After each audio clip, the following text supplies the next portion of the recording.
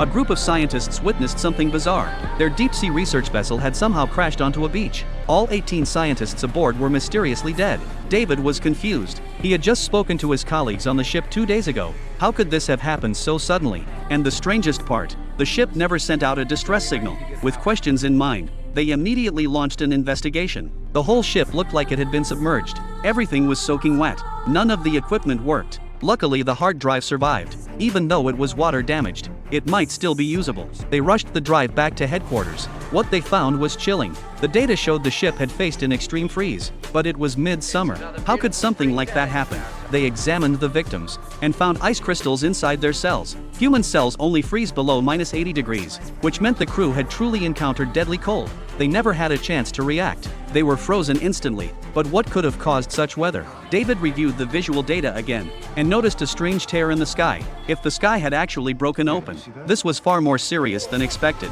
They analyzed satellite data and confirmed a sudden temperature drop 2 days ago. Then David remembered the solar eclipse that same day.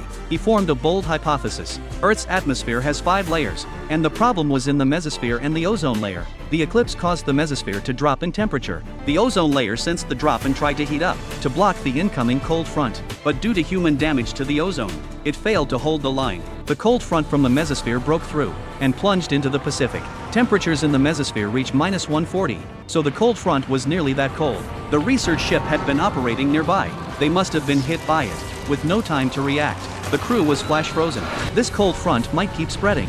If not stopped, Earth could face a new ice age. David called his wife, told her to rush home, then jumped in his car to pick up his daughter. But she wasn't at school. Her classmates said she went surfing at the beach. David called her in panic, but she was having too much fun to notice. He had no choice but to drive straight there, but he was running out of time. The cold front had already reached the coastline and was racing toward the beach. His daughter was still playing with friends. The danger was imminent. David ran up yelling at them to leave. His daughter panicked and ran to warn her boyfriend who was still surfing, but it was too late. The cold front swallowed him in an instant.